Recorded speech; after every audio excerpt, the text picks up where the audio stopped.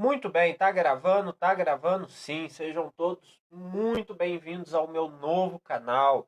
Hoje eu vou dar continuidade com vocês à questão de estática. Vamos falar da estática, equilíbrios dos corpos sólidos, tá? Se por acaso vocês não viram os outros vídeos da playlist, volta, porque é muito importante para que a gente possa entender bem o equilíbrio dos corpos extensos, tá? Muito bem, vamos lá. O que ele diz para mim? Para um corpo extenso, o que eu quero dizer com corpo extenso? Quero dizer que o tamanho do corpo é importante.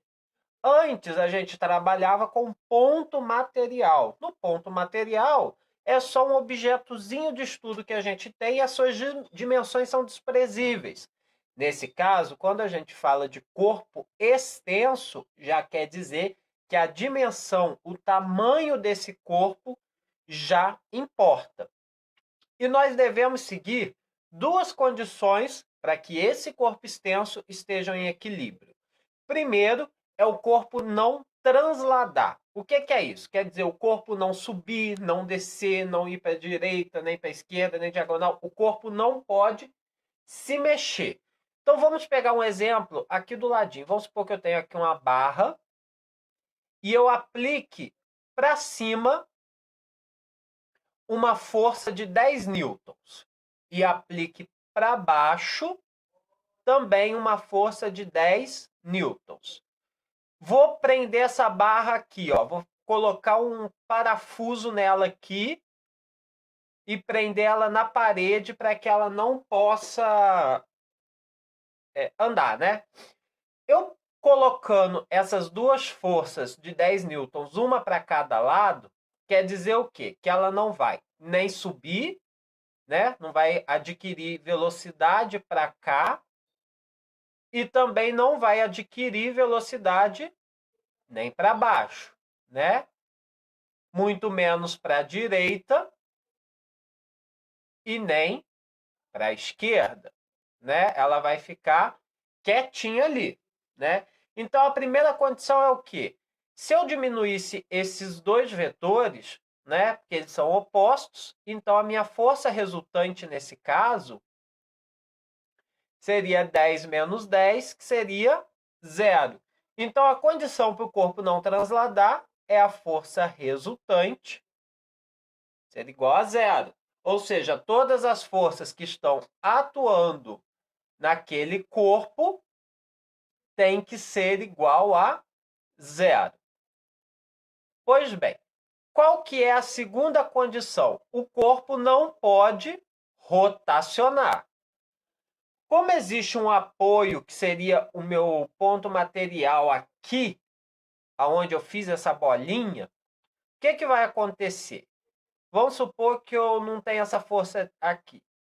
Vamos supor que aqui seja uma força de 3 newtons, né?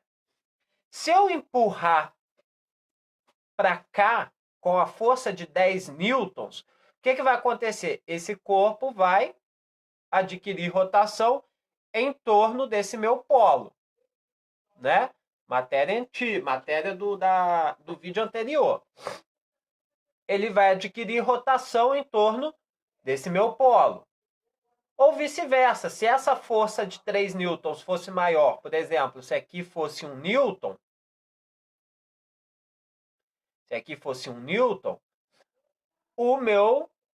a minha gangorra, no caso, né, o meu corpo extenso ia rotacionar nesse sentido.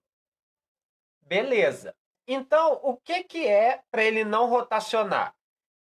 O momento da força resultante tem que ser igual a 0. Vejamos essa situação aqui. Eu tenho uma brincadeira de gangorra, né? Muito comum, muito utilizada, né? E eu tenho aqui um ponto material que é justamente aonde essa prancha da gangorra está apoiada, nesse tronco, né? Então, esse aqui vai ser o meu polo, aonde vai produzir rotação. Se a força da menina for superior, a minha gangorra vai girar no sentido anti-horário, porque o menino vai subir.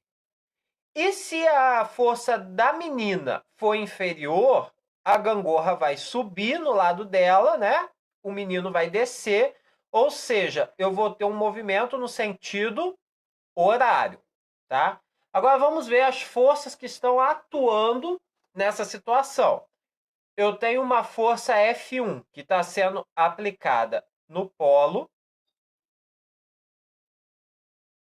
né? Que é a força ali de apoio, que a minha prancha está apoiada ali no tronco. Eu tenho a força que a menina produz para baixo, que eu vou chamar de F2, e a força que o menino produz para baixo, que eu vou chamar de F3. Eu aconselho os cálculos sempre começar pelo segundo. Por quê? Ou eu vou dar a distância entre o polo e a menina, ou então eu vou dar a distância, e a distância é do polo e o menino, e uma das massas, ou eu vou dar as duas massas e uma distância, pedir a outra, sempre assim, tá? São 4 incógnitas, eu vou dar 3 e sempre pedir uma, tá? Então vamos lá. Pelo segundo, momento da força tem que ser igual. Ou seja, o momento da força 2 tem que ser igual ao momento da força 3. Momento da força 2 é a força 2 vezes a distância x1. E o momento da força 3 é a força 3 vezes x2. Essa condição tem que ser válida para que o corpo não, para que o corpo extenso não gire, né? Não rotacione. E tem outra coisa também, pela segunda lei de Newton, as forças resultantes têm que ser igual a zero. Pela primeira lei de Newton, desculpa, as forças resultantes atuantes no corpo têm que ser igual a zero. Ou seja, a força 2 mais a força 3 que estão apontando para baixo, tem que ser igual à força 1, que está apontando para cima. Esse é outro quesito para quê? Para que isso tudo seja verdade. Vamos agora fazer uns 2 exemplozinhos para a gente poder entender bem essa situação.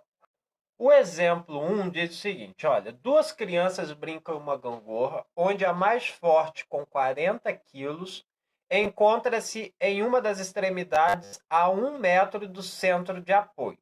A outra, mais magra, encontra-se a 2 metros de distância do centro de apoio.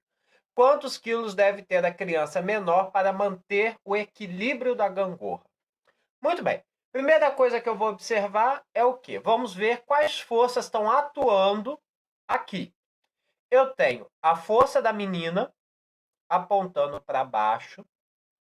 E qual que é essa força dela? É a força peso. Ela é a mais forte, ela tem 40 quilos. Então, o peso vai ser 40 vezes 10, que é igual a 400 newtons. Correto? Eu tenho aqui o peso do menino, que eu vou chamar de peso, que é o que eu quero descobrir, o peso da pessoa mais magra. Esse centro aqui é o centro de apoio, é onde está o meu polo, que é onde vai produzir a rotação. E dele eu tenho uma força F, que é uma força de apoio, né? Muito bem. O problema me disse ainda que a distância entre a menina mais forte e esse centro de apoio é de 1 metro. E a distância desse centro de apoio até a pessoa mais magra é de 2 metros. Lembra que eu aconselhei? Sempre que eu pedir essas coisas, começa pela segunda condição, que é o momento das forças terem que ser nulas. Então, vamos lá. Eu tenho aqui o momento da força F1, né, o momento dessa força da menina mais forte, né, que eu vou chamar de M1, tem que ser igual ao momento de M2, que é o momento do menino, né? Tem que ser iguais. Então vamos lá. Força vezes o braço tem que ser igual a força 2 vezes o braço. Bom, a força 1 eu descobri que vale 400 newtons. A distância, 1 metro. A força 2 é o que eu quero descobrir e a distância dela é 2 metros. Então, 2P igual a 400. Peso vai ser igual a 400 dividido para 2, peso igual a 200 newtons. Ou seja, quantos quilos deve ter essa criança menor? Observa que eu estou perguntando quantos quilos. Eu descobri o peso. Se o peso é 200 newtons, logo ela vai ter 200 dividido para 10, 20 quilogramas. Ok? Muito bem.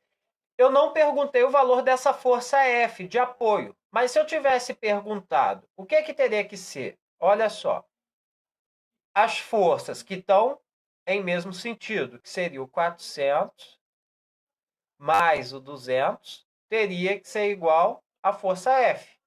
Logo, F teria que ser igual a 600 newtons. Se eu tivesse perguntado, bem facinho, né? Muito bem. Vou trazer agora um outro exemplo e que envolve mais forças além apenas dessas duas da beirada. Vamos ver como é que ele é. Vamos ao exemplo 2. Uma barra homogênea de 100 newtons de peso é colocada sobre os apoios A e B, conforme a figura, sendo de 200 newtons o peso da esfera C. Determine a intensidade do peso de que cada apoio suporta. Muito bem. Primeira coisa que eu vou fazer, eu vou marcar as forças aqui. Eu tenho aqui em C a força peso da esfera, que vale 200 newtons.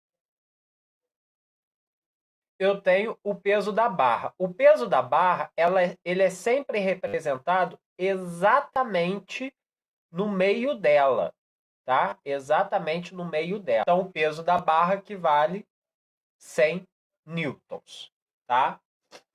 E eu tenho o peso de A, o apoio de A, né? Uma força aqui, uma força de A, que seria a força-reação do peso, né? Que é o que ele está procurando. Então, possui o mesmo valor, não vou me preocupar. E a força de B. Beleza. E agora, professor, como é que eu faço? O problema não me disse aonde é o ponto de rotação. Se o problema não te disse aonde é o ponto de rotação, não se preocupa. Escolha onde você quer que coloque o ponto, tá? Eu vou escolher colocar nesse ponto P aqui, tá? Mas vocês aí podem tentar fazer colocando no B aqui, que vai dar exatamente a mesma coisa, tem que dar o mesmo resultado. Vocês podem pôr aqui onde está a esfera, vai dar o mesmo resultado. Vocês podem pôr onde está a força-peso, vai dar o mesmo resultado, não tem importância. Eu escolhi no ponto P, que é exatamente em cima do apoio A. Então, essa força F1, eu não vou me preocupar com ela, porque eu sei que força empregada aonde está o meu polo, que é onde vai acontecer a rotação, não vai surtir rotação, né? Então, eu não me preocupo com ele. Eu vou pensar o quê? Eu vou pensar que o momento de quem está apontando para baixo, que eu vou chamar de momento 1, tem que ser igual ao momento de quem está apontando para cima, que eu vou chamar de M2. O M1 vai ser essas duas forças que estão apontando para baixo. A força peso, de 100 newtons, vezes a distância dela até onde está o eixo de rotação. O eixo de rotação está aqui no A. ela está aqui. Essa distância aqui. Olha só, gente, o problema não deu em quadriculado, não é à toa. Se vocês observarem, do fim da barra até o ponto A, eu tenho 20 centímetros. Ou seja, cada quadradinho desse tem 10 centímetros. A mesma coisa aqui, ó. Do fim da barra até o suporte B, eu tenho 10 centímetros. Não é verdade? Do suporte B até a esfera C, eu tenho 20 centímetros. Ou seja, cada quadradinho desse tem 10 centímetros. Então, a distância do polo, de onde vai girar, até onde está minha força-peso, que é exatamente o meio da barra, tem 1, 2, 3, 30 centímetros. Posso usar em centímetros? Não, 0,3. Mais a esfera que está apontando para baixo, 200, vezes a quantos centímetros ela está da onde está acontecendo a rotação, da onde está o meu polo. Ela está a 1, 2, 3, 4, 50 centímetros. Posso usar centímetros? Não. 0,5 metros. Muito bem. Acabou quem está para baixo. Agora vamos pegar quem está para cima. Como eu disse, o FA eu não vou calcular porque está em cima do polo, né? Então, a sua distância é zero. Se a distância é zero, não vai ter momento. A força não vai provocar rotação. Sobrou a força B, que ela está a 10, 20, 30, 40, 50, 60, 70 centímetros do polo. Posso usar centímetros? Não, 0,7 metros. Vou transformar isso tudo aqui em base 10 para facilitar, porque olha, 100 vezes 3 dividido para 10, mais 200 vezes 5 dividido para 10, é igual a força de B vezes 7 dividido para 10. Todo mundo dividindo para 10? Cortei, cortei, cortei. Beleza? 300 mais 2 vezes 5, 10, com mais 2 zeros, é igual a 7F de B. 1.300 é igual a 7F de B. Então, F de B vai ser aproximadamente, fazendo essa divisão aí, eu vou ter 1.300 dividido para 7, mais ou menos 185,7.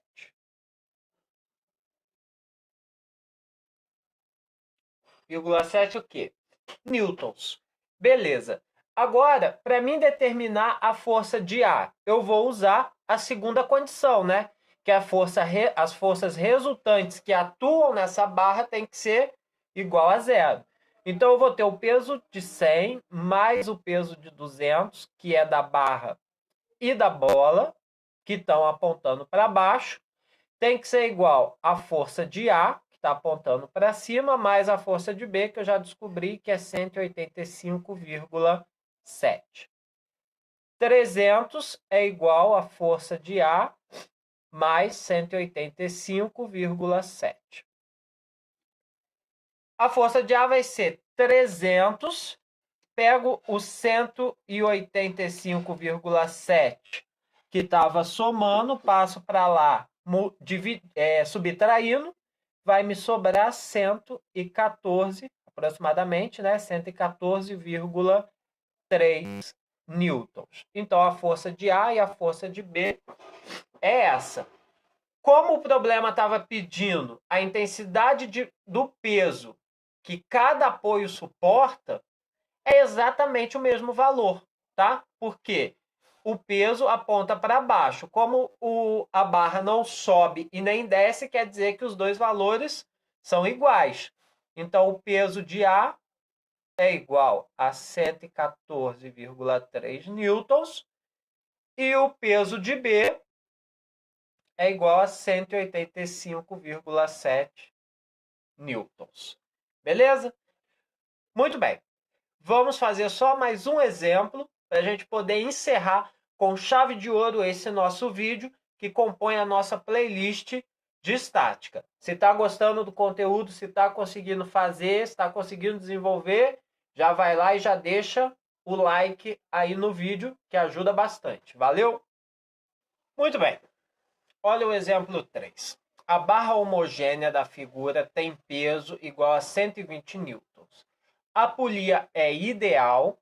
Determine o peso do bloco e a intensidade da força de apoio A exercida na barra sobre o sistema em equilíbrio. Bom, primeira coisa, eu vou marcar as minhas forças. No meio exato da barra, eu vou ter a minha força-peso. Ela fica exatamente no meio da barra, tá? E ela, eu sei que vale 120 newtons.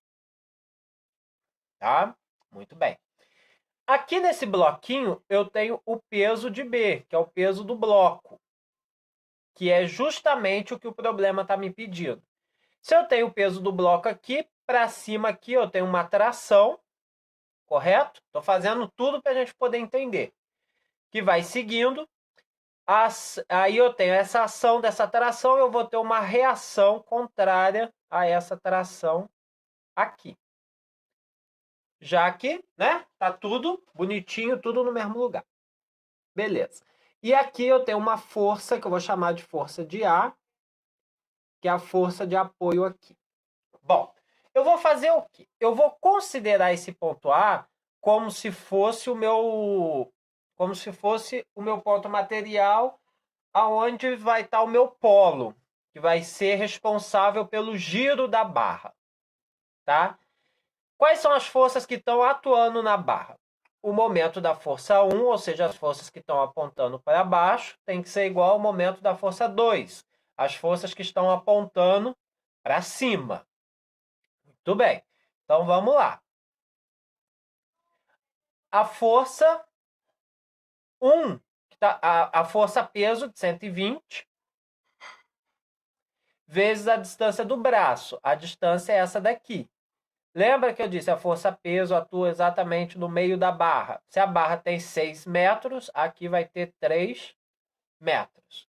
Então, a distância até o meu polo é de 3 metros. Isso é igual quem está apontando para cima. A força de A, ela está em cima do polo. Em cima do polo, eu sei que não gera rotação.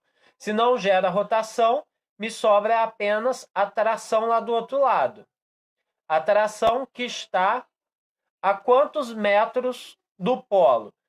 Bom, se daqui até aqui tem 2 metros e a barra inteira tem 6, de B até A eu vou ter 4 metros. Exatamente. Eu vou simplificar esse 4 com esse 120, que eu vou ficar com 30. Vezes 3 igual a tração. 30 vezes 3, 90. Então, a minha tração é de 90 newtons. Se a minha tração é 90 newtons, o peso do bloco, que é o que o problema está me pedindo, o peso de B também vai ser 90 newtons. Né? As trações são iguais, então o peso vai ser igual. Muito bem. Para determinar a força de A, muito fácil. Quem aponta para cima tem que ser igual a quem aponta para baixo. F de A eu não sei. A tração eu descobri que é 90 e o peso 120. Logo, a força no ponto A vai ser igual a 120 menos 90. A força de A vai ser igual a 30 newtons. Ok? Muito bem, gente. É só desse vídeo. Se esse conteúdo ajudou vocês, se inscrevam no canal, ativem as notificações, marca o gostei e espalhe esse conteúdo por aí. Forte abraço e até a próxima. Fui!